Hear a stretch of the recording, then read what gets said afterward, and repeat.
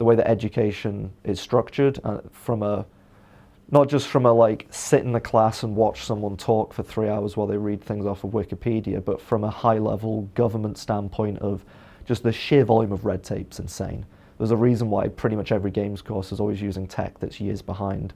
It's because they can't react quick enough. Like a conversation I have with lecturers constantly, all of them is, why aren't you teaching them this new thing or that? And they go, we applied for that change 3 years ago and we're waiting for it to process, or we don't have the funding, or this or that. I mean, my university, for example, we had a 3-year games course and only 2 rooms assigned to the course.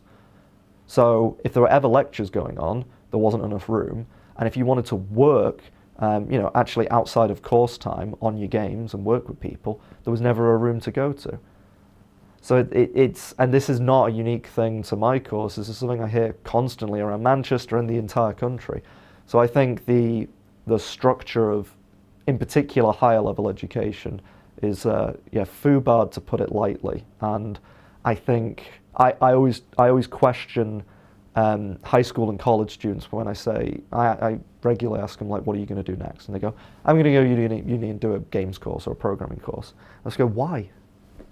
I always ask them why, and they never have an answer beyond, oh, well, like, my teacher said I have to do that or I won't get a job in the industry, or like my parents want me to. And it's like, okay, but think about the consequences of that. You're going to come out on the other side with, I don't know what tuition fees and external costs like now, but it's like 30, 40K you're going to come out with baseline. And you're going to have a BSc and it'll be a 2-1, just like everybody else. In my opinion, it's basically toilet paper. When I review portfolios and whatnot, I do that. I look at the portfolio. The degree I could give, I really don't care. I'll give a glance at it. So you've got to ask them, like, why are you doing this? And none of them seem to know why they're doing it, and they don't understand the ramifications and consequences of being 40K in debt with interest accruing. I know I didn't. So when I came out of uni, I kind of was a bit bitter, because it's like, well, I suck, I got all this debt, and I can't even pay off the amounts that the interest's adding on. So, that blows. And there's only, was it Yuki or MTV did a thing, and they were saying there's about 40,000 games jobs in the country as a whole, and that's everything. So it's like, okay, you've got hundreds of courses producing thousands of students every semester to fill a very finite number of jobs, which is growing, but not at an exponential rate. So it's, you're going into a system that can't keep up with what the latest technology or procedures are, isn't generally that well connected to the industry either, so they don't know what's actually happening, what's coming next.